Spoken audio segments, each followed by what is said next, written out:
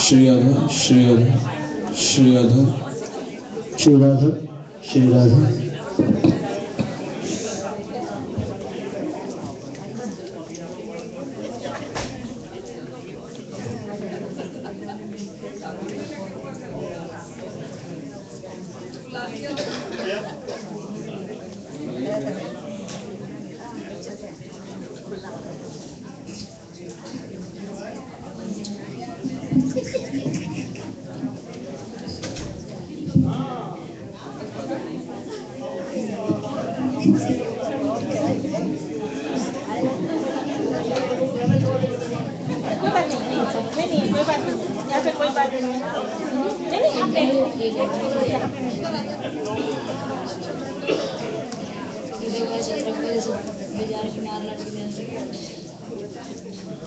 Shri Radha Radha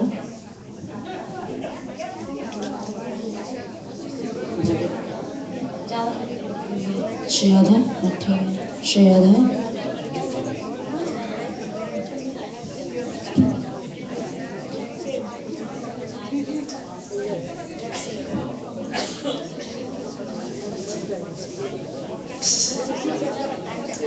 Shri Radha Radha Shri Radha Shri Radha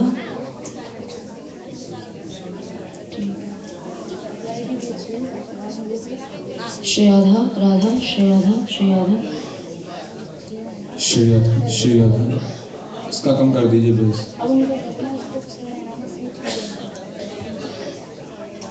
base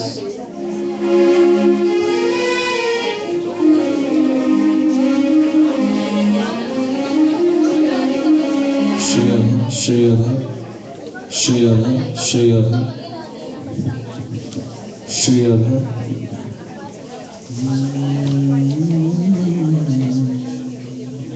Shri Radha Shri Radha Shri Radha Shri Radha Shri Radha Shri Radha Shri Radha Shri Radha Shri Radha Shri Radha. Bass कम कर दीजिए। श्री राधा श्री राधा श्री राधा श्री राधा श्री राधा श्री राधा श्री राधा। ठीक है ठीक है।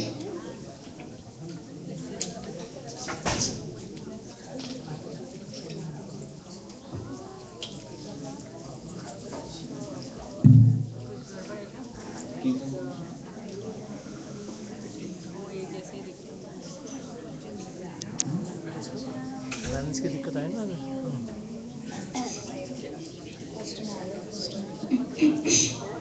पूरा टाइट है।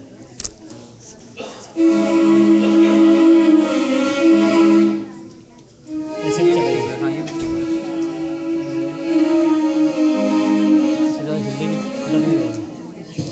Hello hello Radhe Radhe. कई लोग मुझे पूछते थे कि गौदान के लिए उसको पैसा देना है मगर रिसीट चाहिए। आप भारतीय टेम्पल के नाम से चेक लिख सकते हैं और उस साइड में लिखना गौदान के लिए। तो जो भी टोटल होगा वो यहाँ से हम लोग उनको दे देंगे और आपको रिसीप्ट भी मिल जाएगी। धन्यवाद। श्री राधा राधा श्री राधा।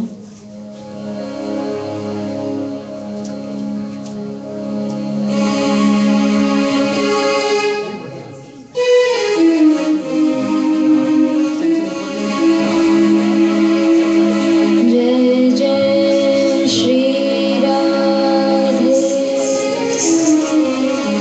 श्रीमद् भागवत महापुराण की जय। श्री वेदव्यास जी महाराज की जय। श्री सुखदेव जी महाराज की जय। श्री परीक्षित जी महाराज की जय। श्री श्री बाबा महाराज की जय। श्री राधा मान बिहारी लाल की जय। श्री राधा रास बिहारी लाल की जय। श्री गहवर वन धाम की जय। श्री बरसाना धाम की जय। श्री 84 कोस ब्रजमंडल धाम की जय। समस्त संत वैष्णव समाज की जय। परम पूज्य श्री गौ माता की जय। श्री यमुना महारानी की जय। जय जय श्री राधे।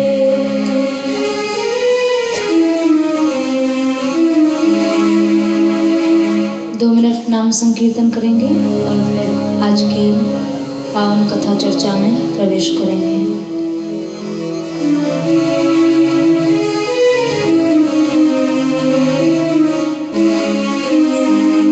कृष्ण गोविंद गोविंद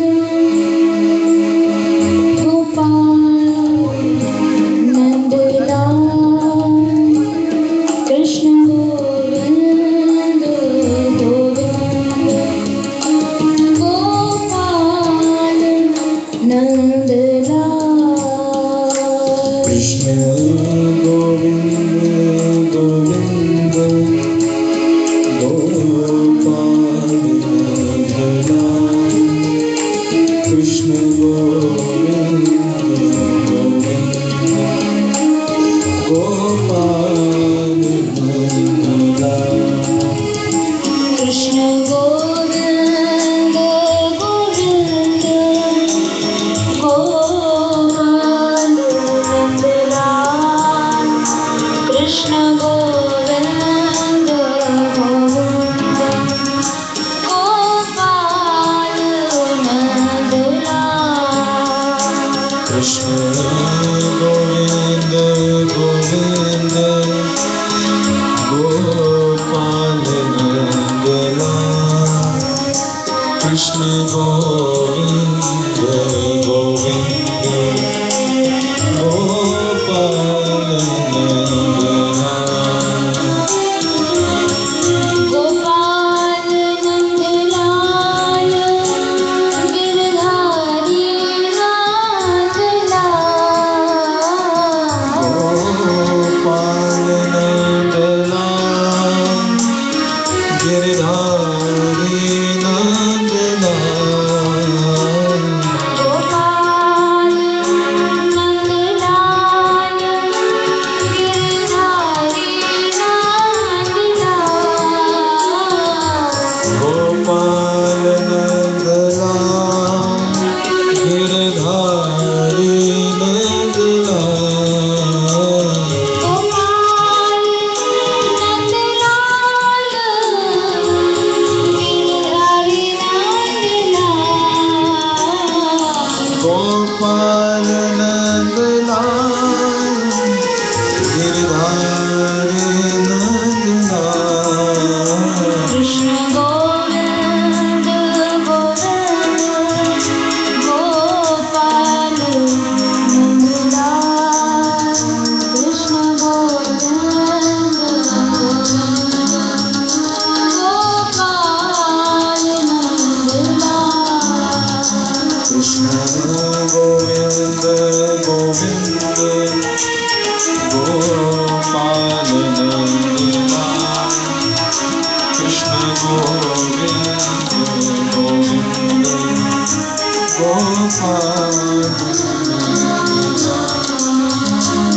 गोपाल नंद लाल गिरधारी नंद लाल गोपाल नंद लाल गिरधारी नंद लाल गोपाल नंद लाल गिरधारी नंद लाल गोपाल नंद लाल गिरधारी नंद लाल गोपाल नंद लाल बिहारी नंद लाल गोपाल नंद लाल गिरधारी नंद लाल गोपाल नंद लाल बिहारी नंद लाल गोपाल नंद लाल बिहारी नंद लाल कृष्ण गोविंद गोविंद गोपाल नंद लाल कृष्ण गोविंद गोविंद गोपाल नंद लाल गोविंद गोविंद गोपाल नंद लाल कृष्ण गोविंद गोविंद गोपाल नंद लाल कृष्ण गोविंद गोविंद शिवो गोपाल नंद लाल कृष्ण गोविंद गोविंद गोपाल नंद लाल कृष्ण गोविंद गोविंद गोपाल नंद लाल कृष्ण गोविंद गोविंद गोपाल नंद लाल गोपाल नंद लाल गिरधारी नंद लाल गोपाल नंद लाल बिहारी नंद लाल गोपाल नंद लाल गिरधारी नंद लाल गोपाल नंद लाल बिहारी नंद लाल गोपाल नंद लाल रे बिहारी नंद लाल गोपाल नंद लाल रे बिहारी नंद लाल गोपाल नंद लाल रे बिहारी नंद लाल गोपाल नंद लाल रे बिहारी नंद लाल कृष्ण गोविंद गोविंद गोपाल नंद लाल कृष्ण गोविंद गोविंद गोपाल नंद लाल कृष्ण गोविंद गोविंद गोपाल नंद लाल कृष्ण गोविंद गोविंद गोपाल नंद लाल कृष्ण गोविंद गोविंद गोपाल नंद लाल कृष्ण गोविंद गोविंद गोपाल नंद लाल जय गोविंद जय गोपाल जय गोविंद जय गोपाल जय गोविंद जय गोपाल जय गोविंद जय गोपाल जय गोविंद जय गोपाल जय गोविंद जय गोपाल जय गोविंद जय गोपाल जय गोविंद जय गोपाल श्री राधा माधव दीन दयाल श्री राधा माधव दीन दयाल श्री राधा माधव दीन श्री दयाल राधा माधव दीन दयाल श्री राधा माधव दीन श्री दयाल राधा माधव दीन दयाल जय गोविंद जय गोपाल जय गोविंद जय गोपाल जय गोविंद जय गोपाल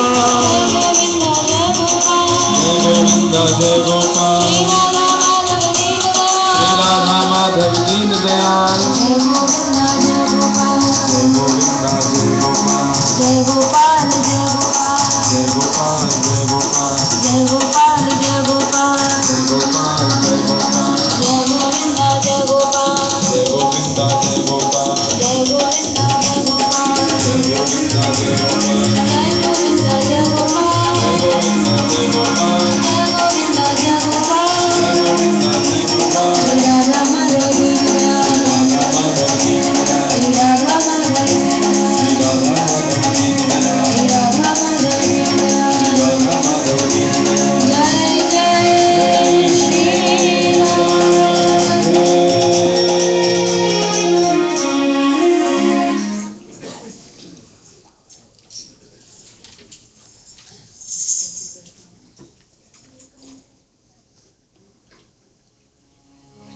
श्री राधा माधव युगल रसराज के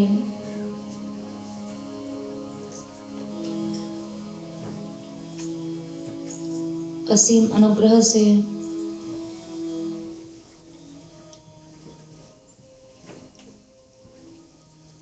यह साप्ताहिक सत्र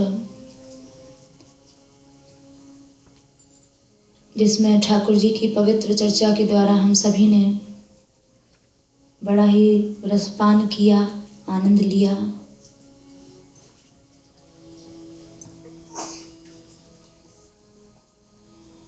भगवत कथा सत्संग कथा कीर्तन से 4 लाभ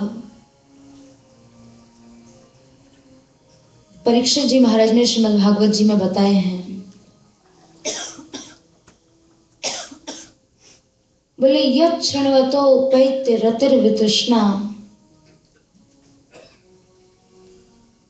सबसे बड़ा लाभ कथा सुनने से मन संसार से उपराम हो जाता है। हम लोग चिल्लाते हैं वैराग्य हो वैराग्य हो। संसार में जब जीव कष्ट का अनुभव करता है, दुख का अनुभव करता है, तो कई बार हम लोग भी सब कहते हैं अरे संसार में क्या है, कुछ नहीं है, सब यही है। लेकिन कहते जरूर हैं, लेकिन संसार से मन विरक्त कभी नहीं होता है। तो भगवत कथा श्रवण से, ऐसे विशुद्ध सत्संग से पहला लाभ यही है कि संसार से वैराग्य हो जाता है और मन जो है वह वितृष्ण हो जाता है। वितृष्ण का मतलब संसार को पाने की प्यास, तृष्णा मन में नहीं रहती है। भर्तृहरि जी ने अपने वैराग्य शतक में बड़ी सुंदर एक बात कही, तृष्णा न जीर्णा वयमेव जीर्णा। आदमी बुढ़ा हो जाता है, मरने के किनारे पहुंच जाता है, पर तृष्णाएं उसकी कभी नष्ट नहीं होती। अब घर घर का अनुभव, माता पिता जब वृद्ध हो जाएं, बुढ़े हो जाएं, तो बालक भी उपेक्षा कर देते हैं, सुनते नहीं हैं। पर अब पुत्र हो गए, पौत्र हो गए, उसके बाद भी पड़े पड़े भी तृष्णाओं के पुल बांधते रहते हैं। घर में ऐसा हो जाए, वहां वैसा हो जाए। तो एक अनुभवात्मक बात महापुरुषों की वाणी में मिलती है, जो जन जन का अनुभव है। मनुष्य बुढ़ा हो जाएगा, पर उसकी जो तृष्णा है वो कभी बुढ़ी नहीं होती। और बुढ़ापे में तो तृष्णाएं और ये प्यास जो है ये और बढ़ जाती है। तो लाभ कथा श्रवण से यह है कि संसार को पाने का ये जो तृष्णा है ये नष्ट हो जाती है। तृष्णा नष्ट हुई तो अपने आप शुद्धत्यचिरेण, अपने आप हृदय जो है वो शुद्ध हो जाएगा, स्वच्छ हो जाएगा। और भक्ति हरौ तत्पुरुषे च सक्षम, उस शुद्ध हृदय में अपने आप भक्ति महारानी आएंगी और तत्पुरुषे च सक्षम, भगवान में भी भक्ति हो जाएगी और उनके भक्तों से भी प्रेम हो जाएगा। ये बड़े सुंदर लाभ जो किसी साधन से जीव को नहीं मिल सकते हैं, वो ठाकुर जी की कथा चर्चा सुनने से मिल जाते हैं। तो अगर कथा सुनने के बाद हम लोग आत्मनिरीक्षण करें, स्वयं को ढूंढें कि कथा सुनने से हमें क्या लाभ मिला। अगर ये सब चीजें जीवन से चली गई, यानी तृष्णा चली गई, संसार को पाने की प्यास चली गई, वैराग्य कुछ मन में उदित हुआ, कुछ भगवान की भक्ति कुछ अंश में प्राप्त हुई, कुछ विवेक हुआ, कुछ ज्ञान हुआ, तब तो कथा श्रवण का लाभ मिला। और नहीं तो केवल आना जाना श्रम ही हाथ लगता है। और भगवत कृपा से ही ठाकुर जी की विशुद्ध चर्चा, एकदम शुद्ध चर्चा सुनने का अवसर मिलता है। कल गिरिराज पूजन तक हम लोगों ने कथा को सुना। गिरिराज पूजन के माध्यम से स्वयं भगवान श्री कृष्ण ने ब्रजवासियों के अन्य आश्रय से उनको मुक्त कराया है। जब तक गिरिराज पूजन आरंभ नहीं हुआ था, तब तक ब्रज में इंद्र पूजा चल रही थी। तो श्रीमद् भागवत जी में लिखा है चतुर्थ स्कंद में, यथा तरोर मूल निषेचनेन तृप्यन्ति तत्स्कंद भुजोपशाखा। जैसे वृक्ष के जड़ में पानी देने से सारा वृक्ष पुष्ट हो जाता है, फिर आवश्यकता नहीं है कि आप फिर वृक्ष के शाखा में भी पानी दें, उसके पत्ते को भी पानी दें, उसके पुष्प को भी पानी दें। अगर मूल में, जड़ में पानी दे दिया तो सारा वृक्ष पुष्ट हो जाता है। तो वैसे ही जो मूल हैं स्वयं भगवान श्री कृष्ण, अगर उनकी पूजा हो गई, उनकी आश्रय की सिद्धि हो गई, फिर अन्य किसी भी देवी देव के आश्रय की आवश्यकता नहीं रह जाती है।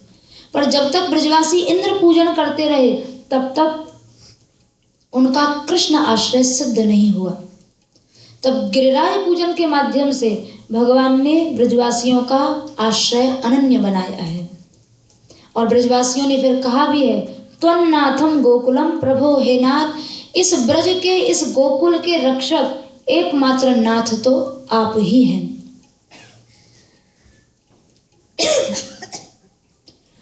तो गिरिराज पूजन तक कथा की चर्चा कल हुई थी। इसके बाद आगे भगवान ने ग्वाल वालों को वैकुंठ का दर्शन भी कराया है।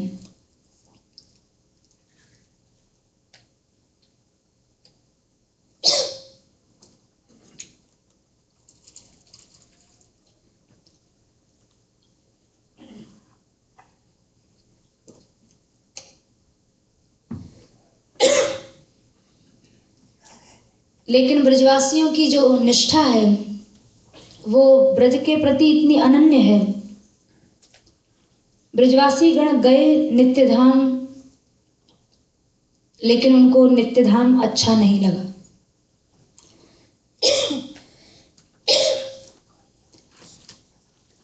तो उनका जो प्रेम था, जो वृत्ति की अनन्यता थी, वो गिरिराज पूजन के माध्यम से ही अनन्य हुई थी।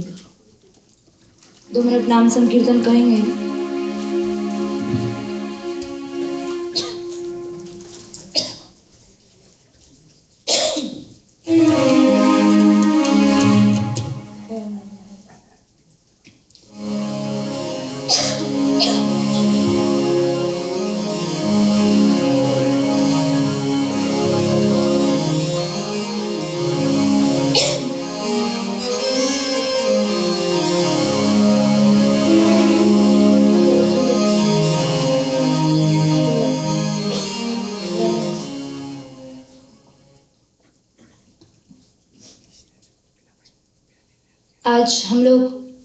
आज भागवत जी के यूं तो अभी बहुत से प्रकरण शेष हैं, लेकिन जो मुख्य मुख्य प्रकरण हैं उनकी हम लोग संक्षिप्त चर्चा करेंगे।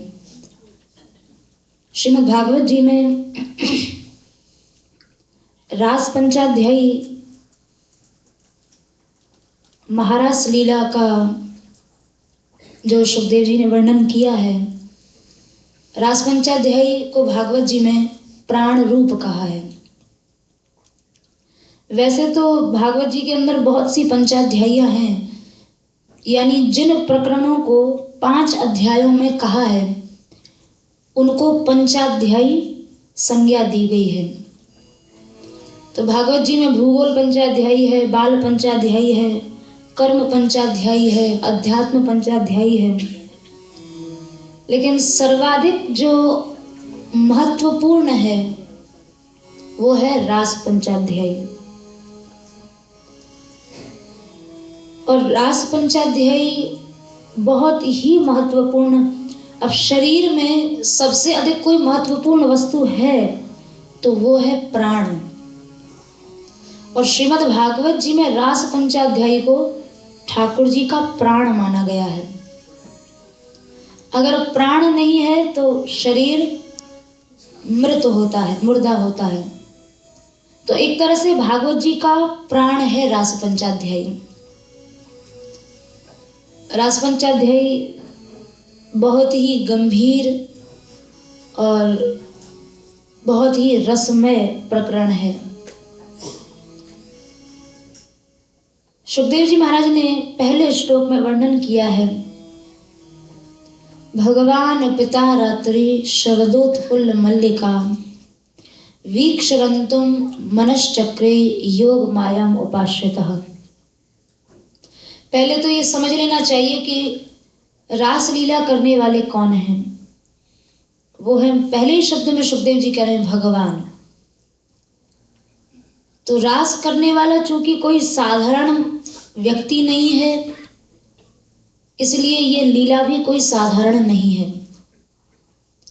जब ये लीला करने वाले ही स्वयं भगवान हैं, तो इसी से ये स्पष्ट होता है कि लीला बहुत ही रहस्यमयी और बहुत ही दिव्य है। अब रासलीला भगवान ने क्यों की? श्रीमद् भागवत जी पर जिन आचार्यों ने टीकाएं की हैं, उनमें उन टीकाओं में श्रीधर स्वामी जी की टीका बड़ी प्रसिद्ध टीका है। तो श्रीधर स्वामी जी कहते हैं कि रास लीला काम विजय लीला है। सारा संसार जो काम में मर रहा है, पीड़ित है, इन सब दिव्य आख्यानों का पाठ करने से और इनको सुनने से, रास पंचाध्यायी के आखिर में भी लिखा है उसकी फलश्रुति में कि हृदरोग माश्व, हृदय का जो रोग है, हृदय का सबसे बड़ा रोग है काम। 6 रोग है, काम, क्रोध, मद, मोह, लोभ, मात्सर्य।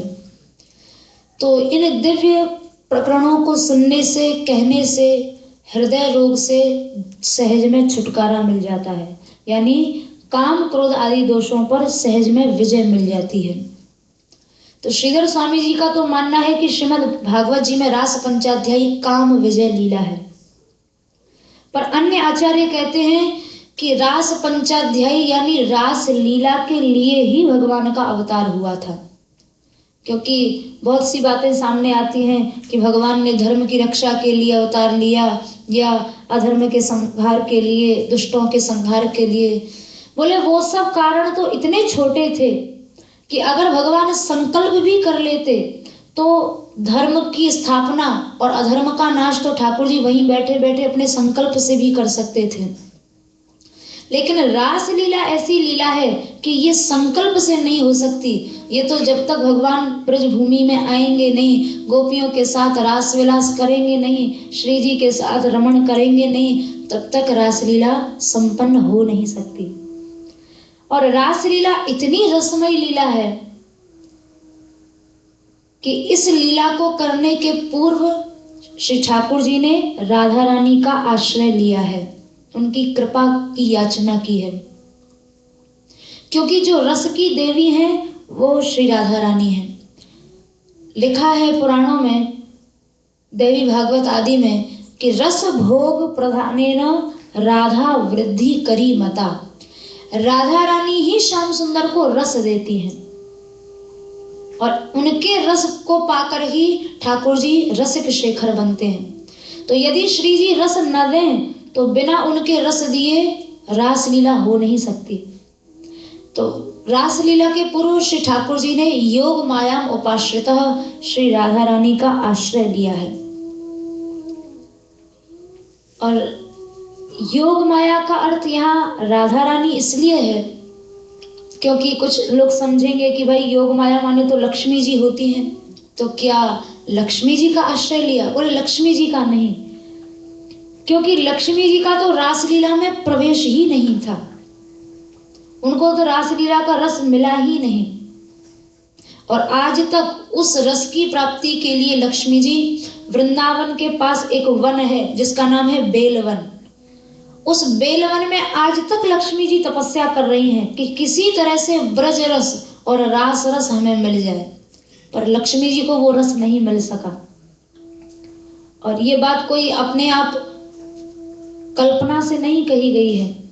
सूरदास जी ने एक पद में लिखा है, जब ठाकुर जी ने रास के पहले वंशी बजाई तो वो वंशी की ध्वनि सब लोगों को चीरते हुए नित्य धाम वैकुंठ में पहुंची।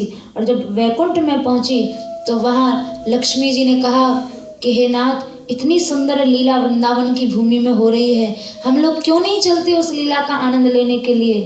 तो वहां भगवान नारायण कहते हैं, धनी व्रज धाम धन्य व्रज धरणी, उड़ी लागे जो धूर, ब्रज की भूमि धन्य है। अगर ब्रज की रज में जाकर लौट जाएं, ब्रज की रज उड़कर मस्तक पर लग जाए, शरीर में लग जाए, तो वो उससे ज्यादा सौभाग्यशाली व्यक्ति कोई हो नहीं सकता। लेकिन रास विलास करत नंद नंदन सो हमसे अति दूर। नारायण भगवान बोले, देवी तुम वहां नहीं जा सकती, हम भी वहां नहीं जा सकते। क्यों? क्योंकि पहली बात तो रासलीला में किसी पुरुष का प्रवेश नहीं है, और दूसरी बात वहां जो ऐश्वर्य लेकर जाएगा उसे वो रस मिल नहीं सकता। और लक्ष्मी जी जो है ये तो है ही ऐश्वर्य की देवी, तो रासलीला की प्राप्ति में उनका ऐश्वर्य बाधक बन गया और नारायण भगवान का पुरुषत्व बाधक बन गया, तो इनको रास रस नहीं मिला। तो सूरदास जी ने स्पष्ट लिखा, सो हमसे अति दूर। ब्रज का जो रस है वो लक्ष्मी नारायण भगवान को भी प्राप्त नहीं हुआ है, और वही रस सहज में ब्रज की गंवार गोपियों को मिल गया। और आगे रासलीला में वर्णन आएगा, कितना सौभाग्य था उन गोपियों का।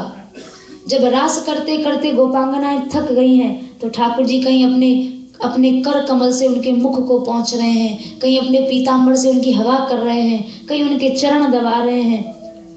इतना सुख, इतना सौभाग्य उन्हें प्रदान किया है कि लक्ष्मी जी चरण दबाती हैं, पर नारायण भगवान ने लक्ष्मी जी के चरण कभी नहीं दबाए हैं। पर यहाँ इस ब्रज में तो उल्टी लीला है। यहाँ तो राधा रानी के, ब्रज गोपियों के स्वयं श्याम सुंदर चरण दबाते हैं, उनकी चरण सेवा करते हैं। क्योंकि लीला में जितना छोटा बनेंगे उतना ही रस बढ़ेगा।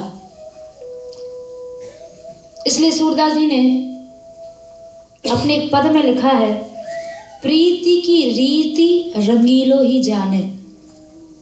बोले प्रेम और प्रेम की वृद्धि करना केवल श्याम सुंदर जानते हैं। क्यों? यद्यपि सकल लोक चूड़ामणि, जो सारा संसार का जो भगवान है, जो जगदाराध्य है और दीन अपनों माने, और वो ब्रज में आकर इतना छोटा बन जाता है कि गोपियों की पनैया उनकी पादुका को सिर पर लेके घूम रहा है, कहीं उनके चरण दबा रहा है, और राधा रानी के तो कहीं उन्होंने केश संवारे हैं, पुष्प गूंथे हैं, उछल उछल के फूल भी तोड़े हैं, बड़ी सेवा की है श्री जी की। इसलिए जो रस कृष्णावतार में आया वो किसी अवतार में नहीं आया। राम जी की भी लीलाएं बड़ी सुंदर हुई, पर वो सब लीलाएं मर्यादित थी, क्योंकि राम जी राजा हैं। राम जी ने सीता जी के कभी चरण नहीं दबाए, क्योंकि वहां राज मर्यादा है। तो लीलाएं वहां भी बहुत शिक्षाप्रद हैं, बहुत सुंदर हैं, पर एक राज मर्यादा में बंधकर वो लीलाएं हुई हैं। लेकिन प्रेम ऐसी नदी है कि वो मर्यादाओं के सब तटों को तोड़कर चलती है। अगर मर्यादा में प्रेम बंध गया तो इसका मतलब प्रेम का स्वरूप सामने खुलकर नहीं आया। और सच्चा प्रेम जो है वो तट को, मर्यादा के तटों को तोड़कर बहता है, जो कृष्णावतार में देखने को मिला है। अब 11 वर्ष श्याम सुंदर रहे हैं ब्रजभूमि में। अब लोग प्रश्न करते हैं कि उसी बीच में रासलीला भी हो गई, महारासा क्रीड़ा हो गई, 11 वर्ष की अवस्था थी, ऐसा कैसे? तो सूरदास जी ने एक पद में स्पष्ट किया है, स्वयं सूरदास जी कह रहे हैं, बाल रूप यशुमति मोहे जाने और गोपिन संग सुख भोगूं। ठाकुर जी कह रहे हैं, यशोदा मैया के आगे मैं छोटा सा बालक बन जाता हूँ और गोपियों के घर में जाकर नित्य रास करता हूँ। क्योंकि जिसका जैसा भाव है उस भाव को भगवान ने पूर्ण किया है। मैया का वात्सल्य भाव है तो मैया के आगे लाला बन गए, गोपियों का कांत भाव है तो उनके पति बनकर उनके साथ रास रमण कर रहे हैं, सखाओं का सख्य भाव है तो उनके साथ सखा बनकर खेल रहे हैं। जिसका जैसा भाव है, भाव के अनुरूप भगवान ने उन सबको सुख प्रदान किया है। तो रासक क्रीड़ा जो है ये बिना राधा रानी के आश्रय के सिद्ध नहीं हो सकती है, क्योंकि रस की देवी राधा रानी है। तो रास लीला करने के पूर्व ठाकुर जी ने राधा रानी का आश्रय लिया कि हे स्वामिनी जी, आप कृपा करें तो रास लीला को आरंभ किया जाए। श्री जी का जो वैभव था लिखा है गर्ग संहिता में, नंद राज समम वैभव। राधा रानी का जो वैभव है, वो वृषभानु बाबा का जो वो वैभव है, वो नंद बाबा के पास भी नहीं था। अब आप सोचें, ठाकुर जी ने असुर बहुत मारे, पर कभी विचार करके देखें कि बरसाने में कोई असुर नहीं आया। जो श्री राधा रानी का गांव है, जन्मभूमि है, गोकुल तक सब असुर आए, लेकिन बरसाने में कभी कोई असुर नहीं आया। तो गर्ग संहिता में लिखा है, कंसोपी धर्षितो जाता। श्री जी के वैभव से कंस भी घबराता था। और एक राधा रानी का स्थान है ब्रज में, जाब, जिसका नाम है जाब गांव। वहां एक बार कंस ने आने का दुष्प्रयास भी किया था, दुस्साहस किया। तो वहां उस गांव में जाने के लिए एक किशोरी सरोवर है। उस सरोवर को जैसे पार करके गांव में घुसने लगा, तो उस सरोवर में प्रवेश करते ही और उसका स्त्री रूप हो गया। तो जब पहुंचा तो अब उसे इतनी लज्जा हुई, इतना अपने आप को बहुत लज्जित अनुभव करने लगा। तो वहां ब्रजवासी लोग कथा सुनाते हैं कि ललिता जी से सबसे पहले भेंट हुई। ललिता जी सोच रही हैं, आज ये इतनी मोटी सखी हमारे गांव में कहां से आ गई। तो वहां समझ गई कि ये कंस है, दुष्ट है, यहाँ आया है उपद्रव करने के लिए। तो वहां ललिता जी ने कंस को कहा, देख तेरा ना तामस बहुत बढ़ गया है, बहुत तू मोटी हो गई है। हमारे वृषभानु बाबा के यहाँ गैया बहुत बढ़ गई हैं और उनका गोबर बहुत होता है, चल ऊपरा थपवा। तो 6 महीने तक ललिता जी ने कंस से ऊपरा थपवाए। और जब कंस एकदम व्यथित हो गया, परेशान हो गया, तो एक दिन शरण में गया ललिता जी की, आप क्षमा करें, अपराध हुआ, मैंने दुस्साहस किया। तब वहां श्री ललिता जी ने कहा, किशोरी सरोवर में नहा के और सीधा चला जा, दोबारा मुड़ के मत देखना कभी। फिर कंस उस सरोवर में नहा के जैसे ही गया है, तो फिर से पुरुष रूप हो गया। और उसके बाद तो कभी उस ओर कंस ने दृष्टि भी नहीं की। तो कंसों भी धर्षित आ जाता, कंस को भी धर्षित कर देने वाली वह अद्भुत विलक्षण शक्ति है। और लिखा है महापुरुषों ने, वृंदावन के परम रसिक आचार्य हुए हैं स्वामी श्री हरिदास जी महाराज, उन्होंने एक पद में लिखा है, बड़े भय हो बिहारी याही छाहते। ठाकुर जी को कहते हैं, श्याम सुंदर आप अब इतने इछलाते हो, इतने दुल्लर तिल्लर होकर चलते हो। जब से राधा रानी से आपका विवाह हुआ है, संबंध हुआ है, तब से ही आपको लोग जानने लगे हैं। उसके पहले तो कोई पूछता भी नहीं था नंदगांव में।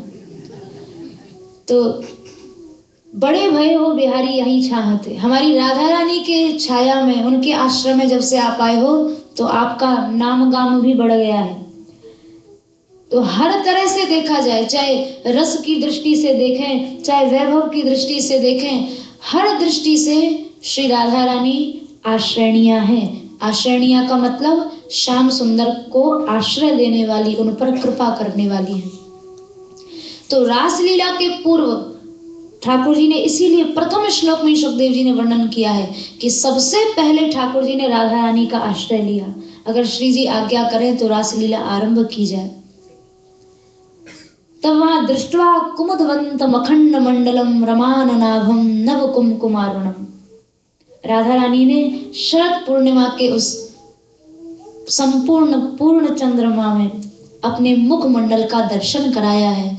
और श्री जी के मुख का दर्शन करके श्याम सुंदर को ऐसा लगा मानो हमारे शरीर में एक दिव्य रस का संचार हुआ है। और वो दिव्य जो रस था, वही रासलीला के द्वारा ठाकुर जी ने प्रकट किया है।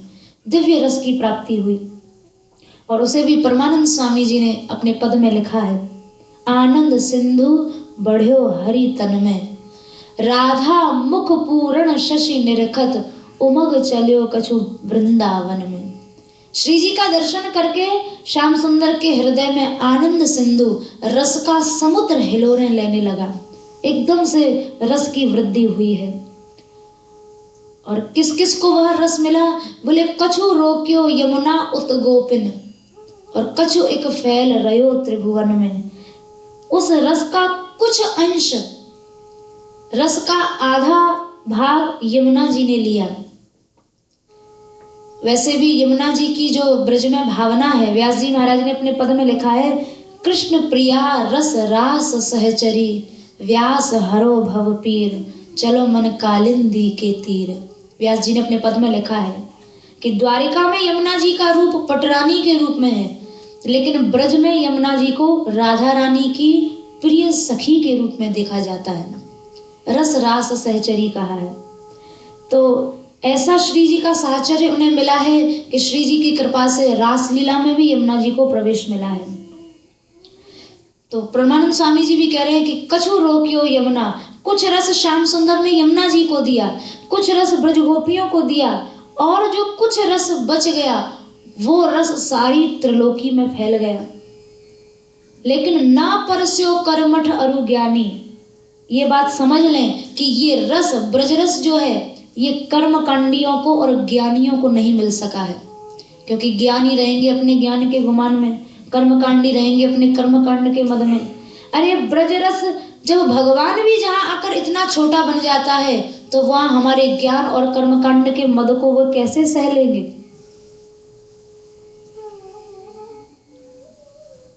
इसलिए हमारे ब्रज में तो ब्रजवासी लोग कहते हैं, ज्ञानी योगी विषयी बावरे, ज्ञानी पूत निखट्टू, और कर्म कांडी ऐसे डोले जो भाड़े के टट्टू।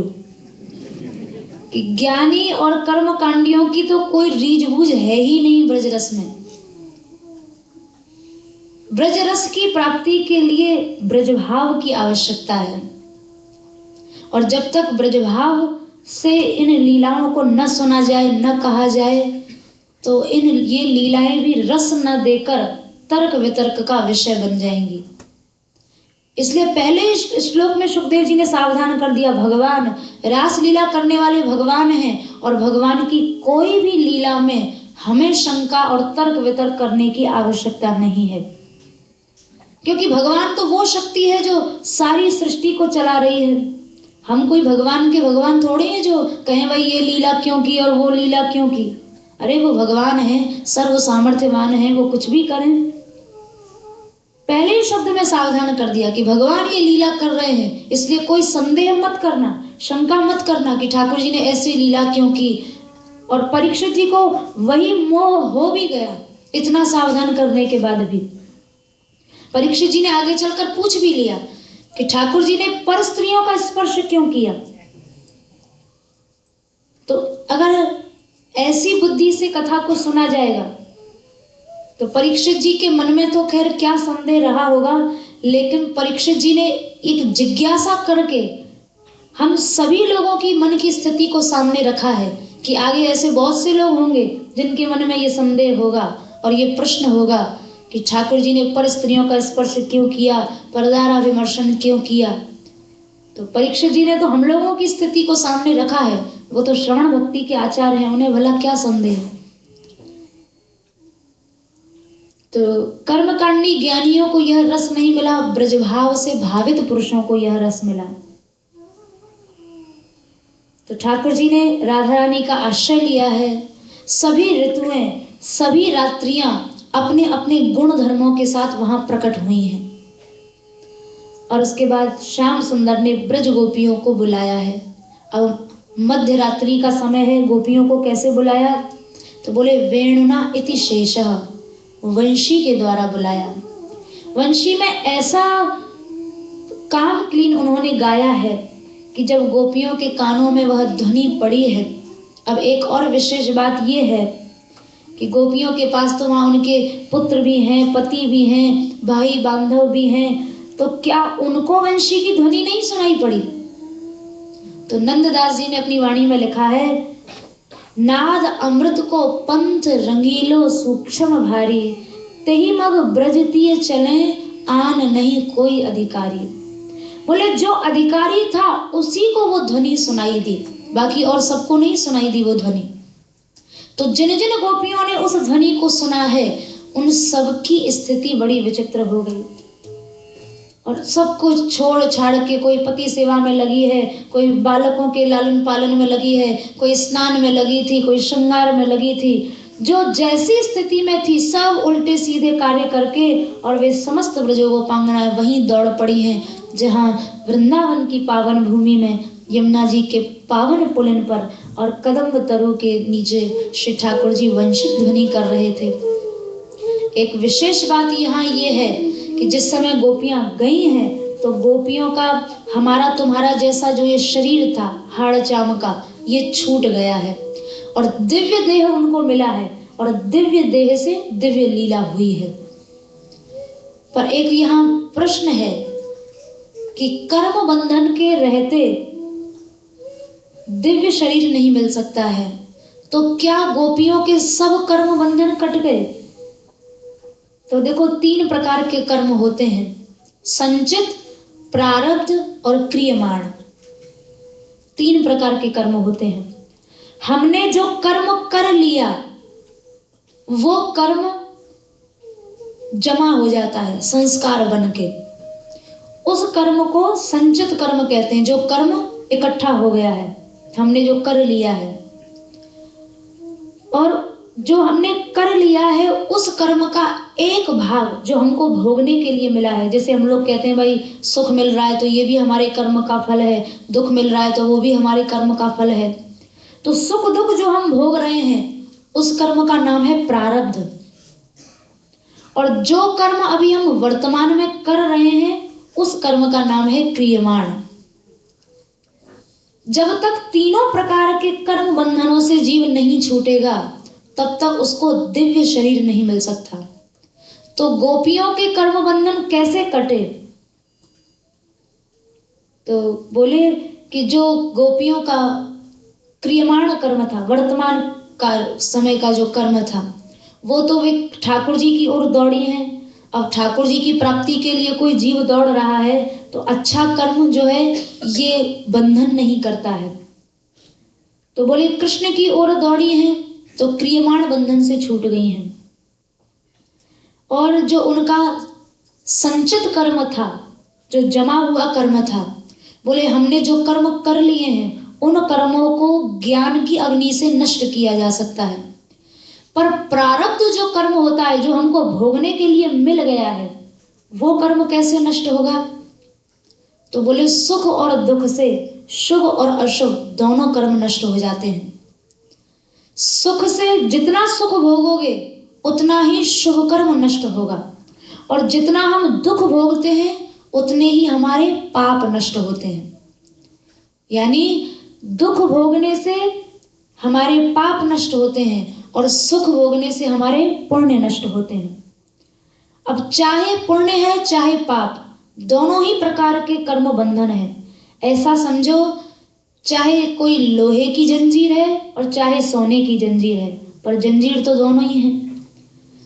कर्म बंधन नाश का मतलब शुभ कर्म भी नष्ट हो जाए और अशुभ कर्म भी नष्ट हो जाए, यानी पाप भी जल जाए और पुण्य भी जल जाए। और पाप पुण्य जलता है सुख दुख भोगने से। तो वहां गोपियों ने सुख दुख भोगा है। कैसे भोगा? बोले जिन गोपियों को उनके माँ बाप ने रोक दिया, उनको इतना दुख हुआ, इतना कष्ट हुआ कि उस कष्ट में उनके पाप नष्ट हो गए। और जिन गोपियों को कृष्ण मिल गए उनको इतना सुख हुआ कि उस सुख में उनका पुण्य नष्ट हो गया। तो अब पुण्य भी नष्ट हुआ और पाप भी नष्ट हुआ। तो जब सभी कर्म बंधन उनके नष्ट हो गए तो गोपियों को दिव्य शरीर मिल गया, और दिव्य देह के द्वारा वे समस्त ब्रजगोपांगनाएं दौड़ती हुई गई हैं श्याम सुंदर के पास, जहां ठाकुर जी वेणु निनाद कर रहे थे और वंशी के द्वारा ब्रजगोपियों का आवाहन कर रहे थे। ऐसी मधुर ध्वनि ठाकुर जी ने वंशी में की है। एक बड़े रसिक संत हुए हैं हमारे वृंदावन में, नारायण दास जी महाराज। उनका एक स्वयं का बनाया हुआ पद है, बड़ा सुंदर, मुरलिया मधुवन में धूम मचाई। बहुत सुंदर पद है। बोले संपूर्ण ब्रज में ऐसा धूम मचा दिया ठाकुर जी की वंशी ने कि ब्रज गोपियां उल्टे सीधे श्रृंगार करके दौड़ पड़ी। और इतना ही नहीं, सेवाएं भी उल्टी सीधी होने लगी। क्या सेवा उल्टी हुई? तो कह रही हैं खीर में नमक और दाल में शक्कर और मक्खन में मिर्च मिलाई। अपने सब घर के काम के लिए दौड़ रही थी, कोई पति के लिए थाली लगा रही है, कोई कुछ कर रही है, पर अब जैसे ही वंशी की ध्वनि सुनी है तो वे सब अपने वश में नहीं रह पाई और उल्टे सीधे कार्य किए। और क्या किया? बोले गाय को खीर और सुसर को भूसा, ऐसी मति बौराई। कोई गैया को खिलाने जा रही है तो गैया के आगे खीर रख दी, और अपने ससुर को थाली परोसने जा रही है तो ससुर के आगे भूसा रख दिया, और रखते ही दौड़ पड़ी कृष्ण की ओर जहां श्याम सुंदर वंशी बजा रहे हैं। सब श्रृंगार उल्टे सीधे किए। नारायण स्वामी जी ने लिखा है अपने पद में, गले को हार पहर निज कटी में और कटिकी किंकणी गलमह डारी। हार जो है वो करधनी की तरह पहन लिया, करधनी को गले में लटका लिया, और पग पायल कियो धारण कर में और कर की पहुंची पगन में डारी। पायल को हाथ में पहन लिया, हाथ में पहनने वाला आभूषण पैर में पहन लिया, और कान बुलाक कपोलन बेंदी, एक आभूषण होता है बुलाक जिसको नाक में पहना जाता है, उसको उन्होंने कान में पहन लिया, और बेंदी जो ललाट पर लगानी चाहिए उसे गाल पर लगा लिया, और नाक में पहर कानन की बारी, नाक में जो कान का आभूषण है वो नाक में धारण कर लिया। एक नयन अंजन बिनु सोहे और एक नयन में काजर डारी, एक ही नेत्र में काजल लगाकर दौड़ पड़ी। कोई भोजन पति परसत दौड़ी और कोई भोजन तजी दीनी थारी। किसी ने अभी भोजन परोसा ही था अपने पति देव को, थाली रख के भाग गई। कोई परोस भी नहीं पाई, बिना परोसे दौड़ गई। नारायण जो जैसी हुती सो तैसी वृंदा विपिन सिधारी। जो जिस अवस्था में थी वैसे की वैसे वृंदावन की उस भूमि में जहाँ श्याम सुंदर वंशी बजा रहे थे, सब की सब गोपियां श्री ठाकुर जी के निकट पहुंच गई।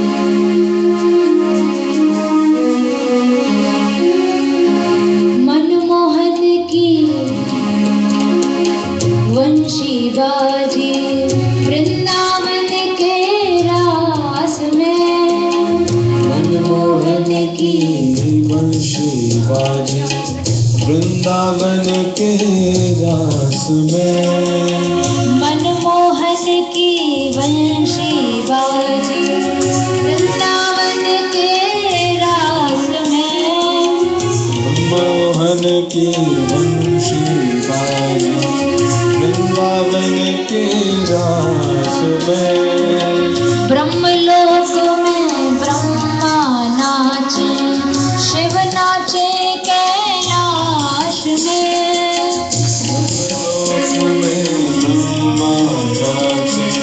शिव नाचे कैलाश में। मनमोहन की मुरली बाजे वृंदावन के रास में। मनमोहन की वंशी बाजी वृंदावन के रास में। वंशी बाजी बाजी, वंशी बाजी बाजी, वंशी बाजी बाजी हो वंशी बाजी बाजी। मनमोहन की वंशी बाजी वृंदावन के रास में। मनमोहन की वंशी बाजी वृंदावन के रास में। मनमोहन की वंशी बाजी वृंदावन के रास में। मनमोहन की वंशी बाजी वृंदावन के रास में। देव विमान पुष्प बरसावे, पुष्प गिरे आकाश में।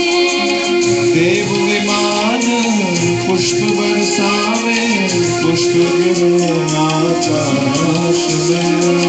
बादल थमे मृदंग बजावे, वंशीधर के पास में। बादल घरे वंशीधर के पास में। मनमोहन की वंशी बाजी वृंदावन के रास में। मनमोहन की वंशी बाजी वृंदावन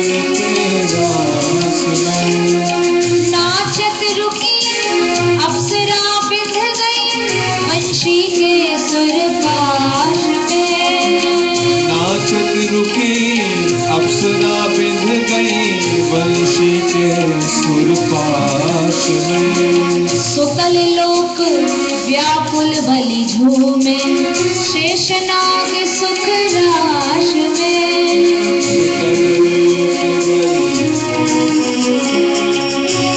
नाग सुर पाश में।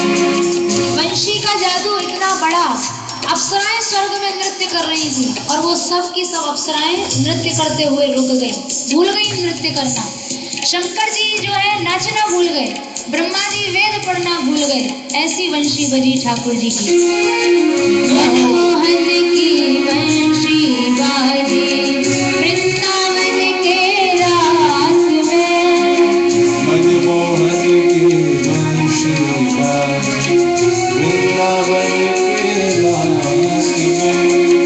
वृंदावन के पक्षी नाचे, मोर नाचे आकाश में।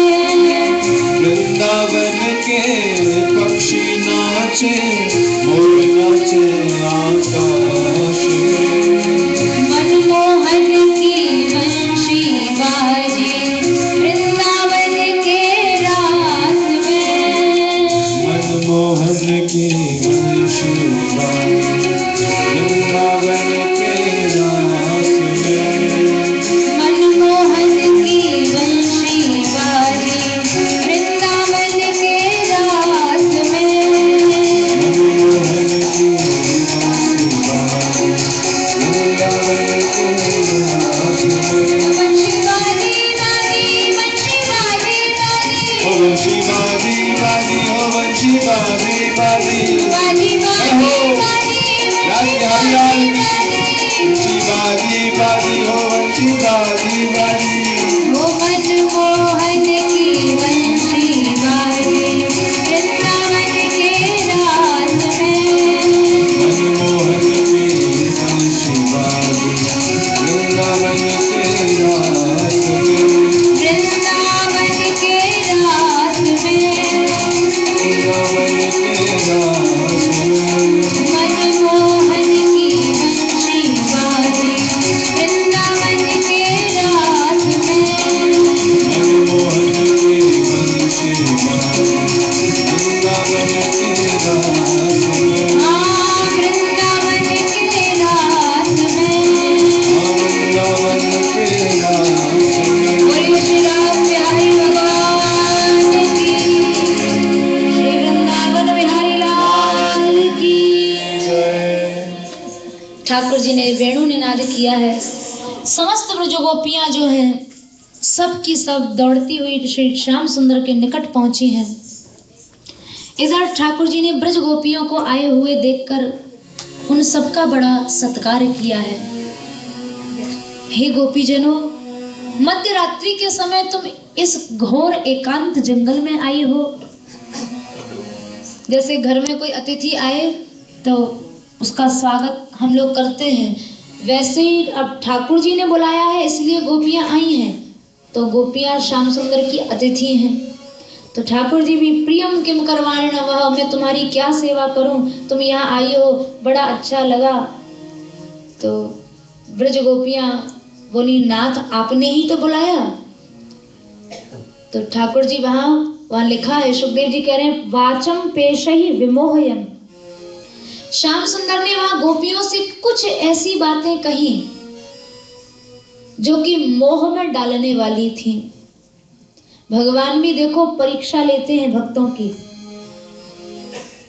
कि सब कुछ छोड़ छाड़ के आ गया तो आवेश में आया या सच में भजन के ही लिए आया है। कई बार लोग क्रोध में भी कह देते हैं, भाई घर छोड़ के चले जाएंगे, ये हो जाएगा वो। तो बोले ये थोड़ी देर का वैराग्य है या गोपियों में सच में ही वैराग्य है।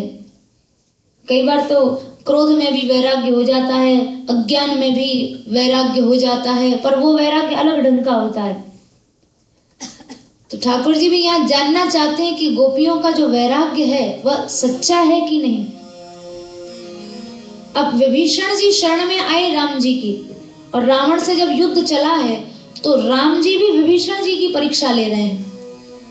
बार बार 30 बाण मारते हैं रावण को, 20 से भुजाएं कट जाती हैं, 10 से सिर कट जाते हैं। कई बार ये क्रम चलता रहा। राम जी ने पूछा विभीषण जी को, अरे विभीषण, हमसे तो रावण मर नहीं रहा है, तुम्हें कोई रहस्य पता है कि इसकी मृत्यु कैसे होगी? तो वहां शंकर जी हंस रहे हैं, बोले हे प्रभु कैसी लीला कर रहे हो? उमा काल मर जाकी इच्छा, सो प्रभु निज जन प्रीति परीक्षा। आपकी इच्छा से तो काल भी मर सकता है, आप चाहे तो मृत्यु को भी मार दें, तो आपको क्या, आप रावण को नहीं मार सकते? लेकिन सो प्रभु जन कर प्रीति परीक्षा, भगवान सब जान रहे हैं पर विभीषण जी की परीक्षा के लिए अनजान बन गए हैं। कहीं अभी विभीषण की जरा भी आसक्ति तो नहीं है अपने भाई में? लात खाकर थोड़ी देर के क्रोध में ही इसने छोड़ दिया हो शायद रावण को, या सच में ही छोड़ा हो? तो राम जी परीक्षा कर रहे हैं।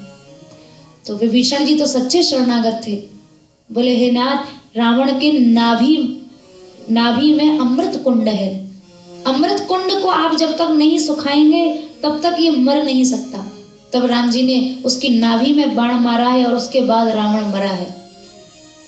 पर विभीषण जी ऐसे शरणागत भक्त थे, यहाँ तक कि इनका जो पुत्र था वो भी रावण की ओर से लड़ने आया, पर उसके सारे रथ पर राम राम राम राम लिखा हुआ था। तो राम जी ने पूछा विभीषण जी को, विभीषण ये कौन है? ये तो कोई भक्त मालूम पड़ता है। तो विभीषण जी ने ये नहीं कहा कि ये मेरा बेटा है। बोले बेटा है चाहे कोई भी है, पर रावण की ओर से युद्ध क्यों कर रहा है? अरे राम जी की शरण में आना चाहिए। तो विभीषण जी बोले, राम हे प्रभु, मुझे नहीं पता ये कौन है, और असुर आ रहे हैं, ये भी कोई असुर होगा। तब वहां स्वयं राम जी ने विभीषण के जब पुत्र को समाप्त किया है, तो जब मर गया है, मृत्यु हो गई है, उसके बाद में पता चला कि ये विभीषण का ही पुत्र था। अरे विभीषण, तुमने पहले नहीं बताया। बोले नाथ, बताकर क्या करता, पुत्र है, जो भी संबंध है आपके नाते ही प्रिय हैं, नहीं तो जो भगवत विमुखी हैं उनसे कैसा संबंध रखना। तो यहाँ भी ब्रज गोपियों ने कैसा त्याग किया है, सच में सब कुछ छोड़ा है या थोड़ी बहुत देर का त्याग है?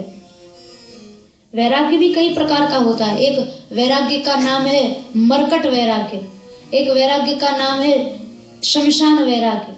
आदमी जब कोई मर जाए तो उस समय देखो वहां कितनी वैराग्य की लोग चर्चा करते हैं, अरे 2 ही दिन का तो जीवन है, ऐसे ही मर जाना है, ऐसे ही कष्ट मिलते हैं, और वहां 1-8 घंटा रह के आए और उसके बाद सब भूल भाल जाते हैं, वही ज्ञान, अपना दिया ज्ञान ही भूल जाते हैं। तो एक तो ये भी वैराग्य है जो 1-2 घंटे के लिए हो जाता है। एक वैराग्य बंदर भी बहुत बड़ा वैरागी होता है। कभी बंदर के पास बैठकर खाओ तो अगर बंदर पास में बैठा होगा तो पीठ घुमा लेगा, जैसे आपको जानता ही नहीं है, देख भी नहीं रहा है, कोई मतलब भी नहीं है, और जरा सी नजर चूकेगी नहीं कि सब उठा के ले जाएगा। तो बंदर का भी वैराग्य, वो भी एक दिखावटी वैराग्य है। तो अब वैराग्य की परीक्षा कर रहे हैं ठाकुर जी, ये वैराग्य इनका सच्चा है या नहीं है? तो उस परीक्षा के लिए ठाकुर जी ने कुछ ऐसे शब्द कहे हैं, वहां स्त्री धर्म का उन्होंने उपदेश किया है ठाकुर जी ने। भगवान बोले, हे गोपियों, तुम सब कुछ छोड़ छाड़ के आई हो और सती स्त्री हो। सती स्त्री का धर्म है पति की सेवा करे, बालकों का लालन पालन करे, और सती स्त्री अगर रात में इस तरह से जंगल में घूमेगी तो निश्चित है कि उसका पातिव्रत खंडित हो जाएगा। तो अगर मेरी मानो तो तुम लोग जल्दी ही अपने अपने घरों को लौट जाओ। बहुत लंबा चौड़ा उपदेश किया, गोपियां भी सुनती रही। फिर आखिर में आकर गोपियों ने प्रणय गीत गाया है, और उस प्रणय गीत के 10 श्लोकों में इतना सुंदर स्त्रियों का परम धर्म का वर्णन किया है कि वो प्रणय गीत के अतिरिक्त और कहीं मिल नहीं सकता। श्याम सुंदर तो गोपियों को वैदिक धर्म सिखा रहे हैं। वेद में कहा है भाई, पति है तो स्त्री का पालन, स्त्री है तो पति का पालन, या बालकों का लालन पालन धर्म है। लेकिन भागवत धर्म जो है ये वैदिक धर्म से भी कहीं बड़ा है। वेद भी जहां बहुत नीचे रह जाता है, वेदों में तो कहा है मातृदेवो भव पितृदेवो भव, पर भागवत धर्म कहता है कि माता भगवान, पिता भगवान नहीं, भगवान ही भगवान है। और उनके लिए यदि सर्वत त्याग करना पड़े, सब कुछ छोड़ना पड़े, तो वह भी दोष रूप नहीं होता है, जीव का मंगल करता है। गोपियां कह रही हैं श्याम सुंदर को, संत्यज्य सर्व विषयान तव पाद मूलम। हम ऐसे ही आपकी शरण में नहीं आई हैं हे नाथ, हमने सब कुछ छोड़ दिया है। और यदि आपको विश्वास न हो तो आप हमारे हृदय में प्रवेश करके देख लें। यदि रंच मात्र भी संसार को पाने की इच्छा हो तो आप आज क्या भविष्य में कभी भी हमें स्वीकार मत करना।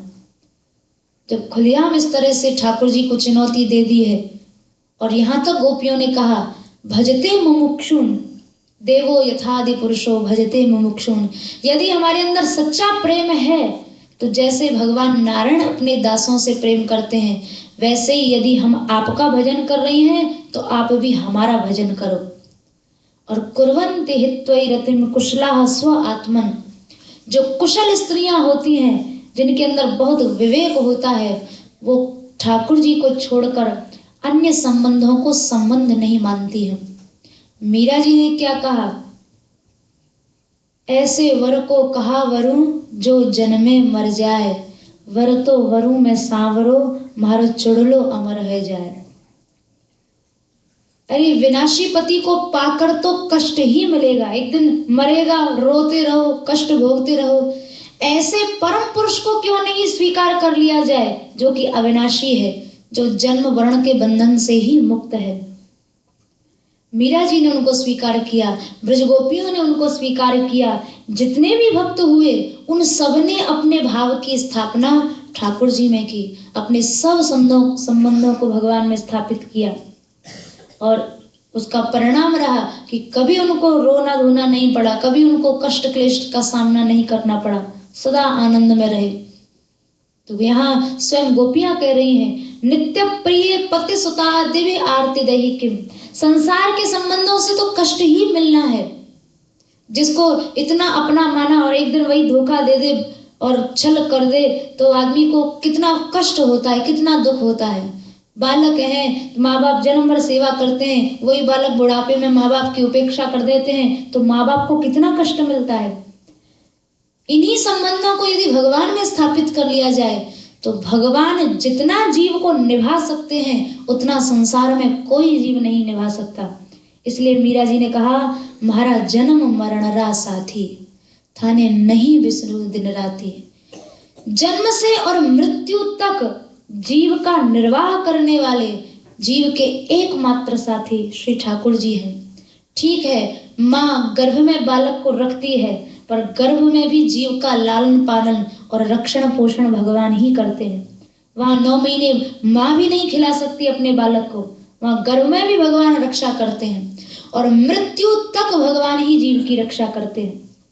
तो यदि भगवान में अपने सब संबंध स्थापित कर लिए जाएं तो गोपियां कह रही हैं नित्य प्रिय, भगवान ही नित्य प्रिय हैं। नित्य प्रिय से मतलब सदा प्यारे। संसार में कोई जीव सदा प्रिय नहीं हो सकता है। प्रेम होगा भी तो वो कभी कम, कभी अधिक, कभी ज्यादा ऐसा होता रहेगा, लेकिन प्रेम की एक स्थिति केवल ठाकुर जी से रह सकती है। इसलिए जो नित्य प्रिय हैं वो केवल भगवान हैं। तो ब्रज गोपियां कह रही हैं, हे नाथ आप ही कहते हैं सब संबंध मुझे बना लो, सब संबंध मुझ में स्थापित कर लो। फिर जब हम आपको सब कुछ मान बैठी हैं तो आप फिर हमें स्त्री धर्म पति धर्म क्यों सिखा रहे हो? हमने तो आपको ही पति मान लिया, अपने आप को आपकी पाणिग्रहिता मान लिया, अब कौन से धर्म आप हमें सिखा रहे हो?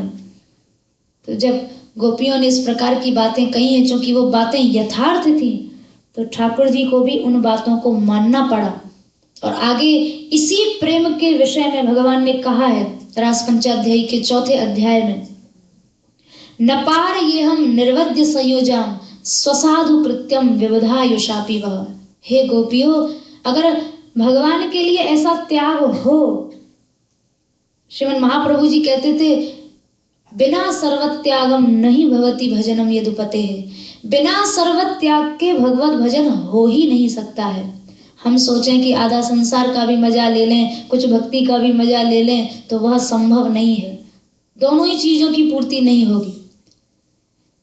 तो सर्वत्याग की भूमि पर कृष्ण प्रेम बैठता है, सर्वत्याग की भूमि पर।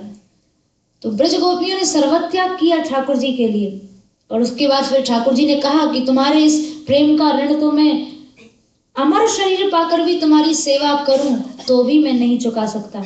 अगर ठाकुर जी के लिए हम थोड़ा बहुत त्याग करें भी, सर्व त्याग करें भी, तो भगवान इतने ऋणी बन जाते हैं जीव के जरा सा त्याग करने पर। तो ब्रज गोपांगनाओं को फिर भगवान ने ऐसा सुख प्रदान किया है जो लक्ष्मी जी को भी नहीं मिला, महालक्ष्मी को नहीं मिला।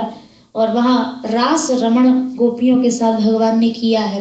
कहीं उनका वक्ष स्पर्श कर रहे हैं, कहीं उनका नीवी बंधन बांध रहे हैं, कहीं मुख पर स्वेद बिंदु पसीने की बूंदें आ गई हैं तो उनको पहुंच रहे हैं। तरह तरह से जैसा गोपियां चाहती हैं वही वही सेवा और वही वही सुख श्याम सुंदर ने ब्रज गोपियों को दिया है।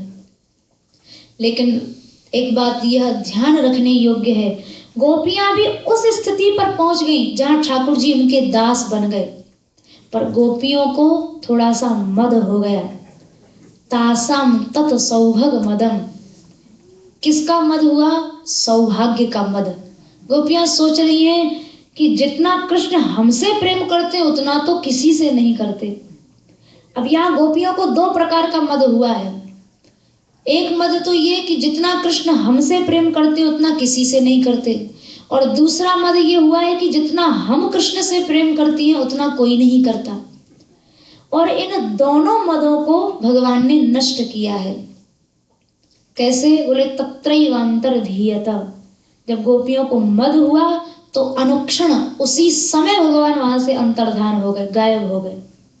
और जब ठाकुर जी अंतर्धान हुए हैं तो निश्चित है, स्वाभाविक है, जो स्थिति होनी थी, जैसे शरीर से प्राण निकल जाए तो फिर वो निश्चेष्ट हो जाता है, उसमें कोई क्रिया शक्ति नहीं रहती है, वैसे ही गोपियां मूर्छित होकर वहां गिर पड़ी हैं। फिर जब चेतना लौटी है तो कृष्ण अन्वेषण शुरू किया है। एक वन में कृष्ण को ढूंढ रही हैं, वन वनांतर में जा रही हैं, कहाँ है प्राणनाथ, कहाँ है प्राण वल्लभ। कभी नदियों को पूछती हैं, कभी वृक्षों को पूछती हैं, कभी हिरणियों को, तो कभी गिरिराज जी को, कभी लताओं को, सबसे कृष्ण मार्ग पूछ रही हैं। क्योंकि जो विरह में व्यक्ति पागल हो जाता है फिर उसे ये भी नहीं पता होता कि कौन सी वस्तु बोलेगी कौन सी नहीं बोलेगी।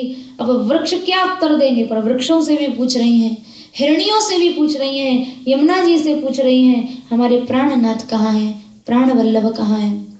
और जब इस तरह से गोपियां पूछती हुई चली हैं तो थोड़ी देर बाद कृष्ण चिंतन करते करते वो ऐसी तन्मयता को प्राप्त हुई, इतना कृष्ण चिंतन कृष्ण मनन उन गोपियों ने किया कि थोड़ी देर में वो गोपियां स्वयं कृष्णमयी बन गई।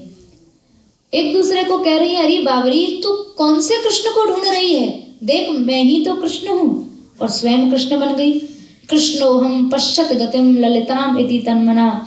ऐसे ही तो चलते थे कन्हैया, और टेढ़ी मेढ़ी चाल से चलने लगती है तो बाकी गोपियां देखकर बड़ी हंस रही हैं। एक तरह से कृष्ण चिंतन ने उनको विरह से विमुक्त कर दिया। फिर कोई यशोदा मैया बन गई तो कोई कन्हैया बनी, गोपी को उखल से बांधने की लीला करने लगी। जितनी भी लीलाएं ठाकुर जी ने की वो सब लीलाएं गोपियों ने कृष्णमयी बनकर स्वयं कृष्ण बनकर की हैं। और उसके बाद थोड़ी ही देर में उन ब्रज गोपियों को श्याम सुंदर और राधा रानी के चरण चिन्ह दिखाई पड़े हैं। एक दूसरे को बुलाया है, दिखाया है, देखो यही तो है युगल सरकार के चरण चिन्ह। और जैसे ही श्याम सुंदर के साथ राधा रानी के चरण रज को देखा है तो वहां वे सब गोपियां उस रज को उठाकर और धन्या अहो अमी आल्यो गोविंदांघ्रब्जरेणवः, धन्य धन्य कहकर उस रज को कभी मस्तक से लगाती हैं, कभी वक्ष से लगाती हैं कि राधा रानी के जैसा प्रेम हम सबको प्राप्त हो। तो एक मद गोपियों का दूर हुआ कि कृष्ण हमसे जितना प्रेम करते हैं उतना किसी से नहीं करते। तो ठाकुर जी जब अंतर्धान हुए और अंतर्धान होने के बाद जब राधा रानी के साथ लीला की है तो गोपियां समझ गईं कि श्री जी का जो सौभाग्य है वो तो हमारा भी नहीं हो सकता है। तो गोपियों का ये मद दूर हुआ और उसके बाद वे ब्रज गोपांगनाएं उस चरण रज को लेकर, राधा रानी और श्याम सुंदर की चरण रज को लेकर मस्तक से लगाती हैं, वक्ष से लगाती हैं, क्या कहकर कि ये वही चरण रज है जिसको ब्रह्मा जी नहीं पा सके, शंकर जी नहीं पा सके और लक्ष्मी जी को भी ये चरण रज नहीं मिली। तो ब्रह्मा शंकर लक्ष्मी क्यों चाहते हैं ये रज? बोले दधुर मूर्धन्य उत्तय, अपने पाप को नष्ट करने के लिए चाहते हैं। अरे तो ब्रह्मा शंकर तो देवता हैं, इनमें कहां से पाप आ गया? बोले ब्रह्मा शंकर का पाप था उनका पुरुष होना। ब्रह्मा जी और शंकर जी भी सोच रहे हैं कि कौन से पाप से हम पुरुष बन गए जो हमें रासलीला में प्रवेश नहीं मिला। और वृंदावन के पास एक स्थान है मान सरोवर, जहाँ शंकर जी ने आकर स्नान किया है उस सरोवर में आकर, और सरोवर में स्नान करने से उनको गोपी रूप की प्राप्ति हुई है। और जब गोपी स्वरूप उनको मिला है तब शंकर जी रास में उनको प्रवेश मिला है गोपी रूप से। अब ब्रह्मा जी नहीं अपने पुरुष रूप को छोड़ पाए तो उनको नहीं मिला प्रवेश, पर शंकर जी ने छोड़ा तो शंकर जी सुंदर एक गोरी सी, और 3 नेत्र हैं शंकर जी के, सुंदर पार्वती जी ने उनको सजाया है। और जब गए हैं रासलीला में तो ठाकुर जी पूछ रहे हैं राधा रानी से, अरे ये आपकी कौन सी नई सहचरी आई है, नई सखी? तो राधा रानी कह रही है इस सखी का नाम है त्रिलोचना, क्योंकि 3 नेत्र हैं शंकर जी के। तो बोले ये 3 नेत्र वाली सखी है, हमारे रास रस का आनंद लेने के लिए आई है। और हमारे ब्रज में ब्रजवासी गाते भी हैं कि जब शंकर जी ने गोपी रूप बनाया है तब उनको रास रस की प्राप्ति हुई है। वृंदावन रास रचायो, शिव गोपी बन के आयो। वृंदावन रास रचायो, शिव गोपी बन के आयो। भोले बन गए नर से नार, रचे राधे राधे। भोले बन गए नर से नार, रचे राधे राधे। राधे अलबेली सरकार, रचे राधे राधे।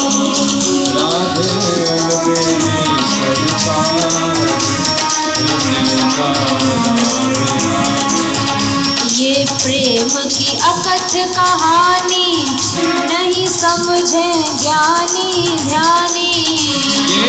प्रेम की अकथ कहानी नहीं समझे ज्ञानी ध्यानी।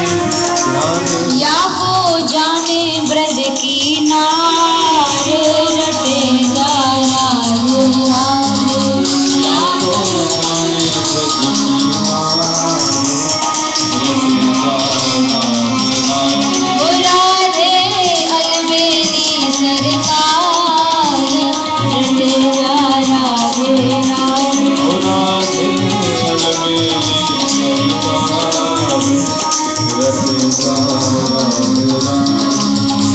जो राधा नाम न हो तो रस राज विचारो रो तो।